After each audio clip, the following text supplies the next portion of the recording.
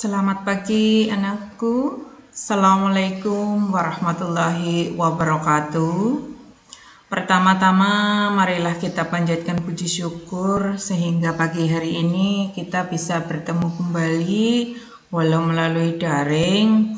Semoga kalian dalam keadaan sehat walafiat. Tak lupa selalu menjaga kesehatan,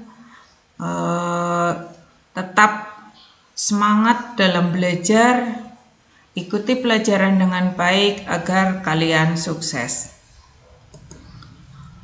Untuk materi kali ini tentang perdagangan internasional. Marilah kita berdoa dulu sebelum kalian belajar agar diberi kesuksesan.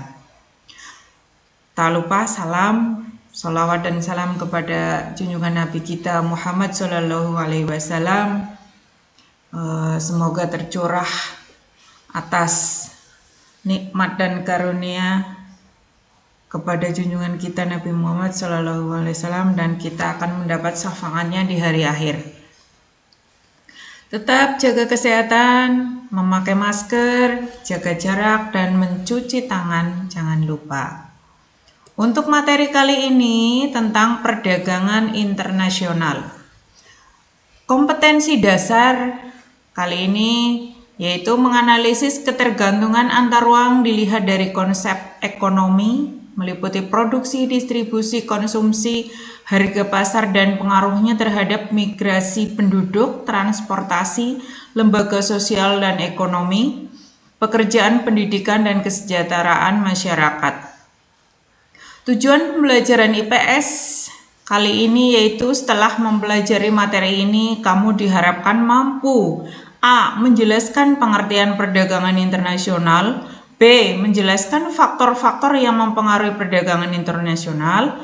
C. Menjelaskan manfaat perdagangan internasional. D. Menjelaskan hambatan perdagangan internasional. Kali ini kalian bisa mengamati gambar tentang kegiatan perdagangan internasional. Kegiatan menurunkan barang di pelabuhan internasional. Mengirimkan atau menjual barang ke negara lain disebut ekspor.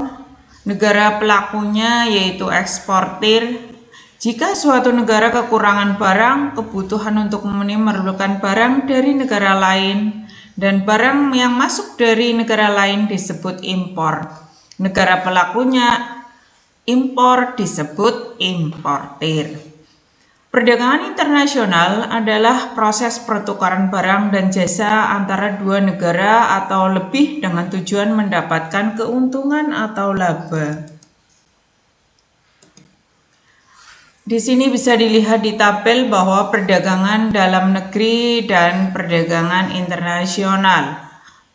Perbedaannya, perdagangan dalam negeri yaitu kegiatan dilakukan dalam wilayah suatu negara, pembeli dan penjual cenderung bertemu, interaksi langsung, mata uang yang digunakan sama, tidak dikenakan bea masuk, hanya diretribusi, biaya angkut lebih murah, kualitas barang bervariasi, peraturan perundang-undangan sama atau hukum nasional.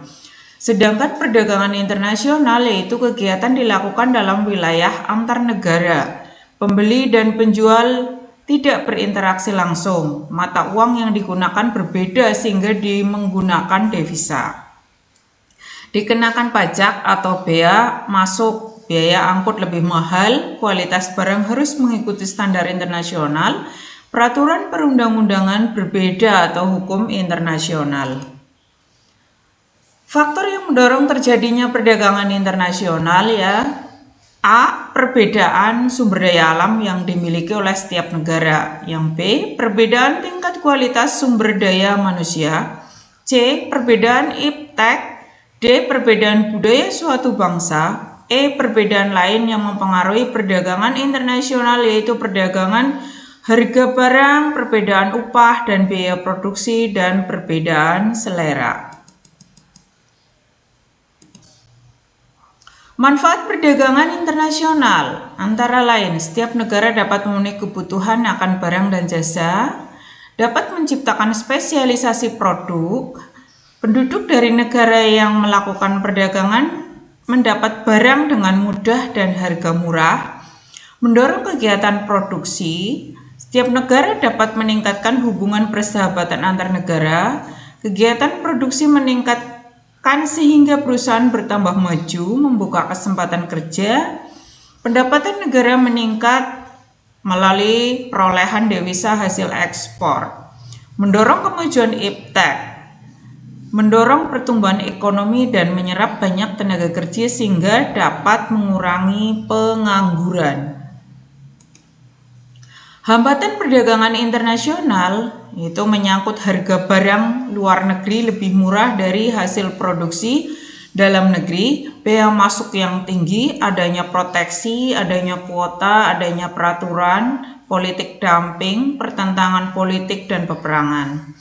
Kebijakan pemerintah melindungi produksi dalam negeri merupakan hambatan perdagangan internasional. Kebijakan untuk melindungi produk dalam negeri disebut proteksi. Misal, pemerintah Indonesia mengenakan tarif tinggi untuk impor kain berasal dari Cina agar harga kain tersebut menjadi mahal sehingga kain yang dihasilkan oleh Indonesia harganya lebih murah. Kuota merupakan kebijakan untuk membatasi jumlah ekspor dan impor barang dari suatu negara.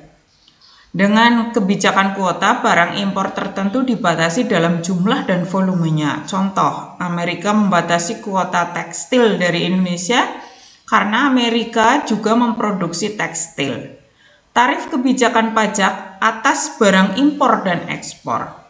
Politik dumping adalah kebijakan menjual barang di luar negeri lebih murah daripada di dalam negeri. Kebijakan ini bertujuan untuk meningkatkan devisa negara. Tugas untuk anak-anakku, bagaimana dampak perdagangan internasional, baik yang positif dan negatif bagi kehidupan negara. Yang selanjutnya, apakah manfaat yang kalian rasakan sebagai pelajar dengan adanya perdagangan internasional? Anak-anak mengerjakan di buku, nanti difoto dikirimkan ke ibu. Sekian, terima kasih. Semoga kalian dapat dimengerti, dapat dipahami. Wassalamualaikum warahmatullahi wabarakatuh.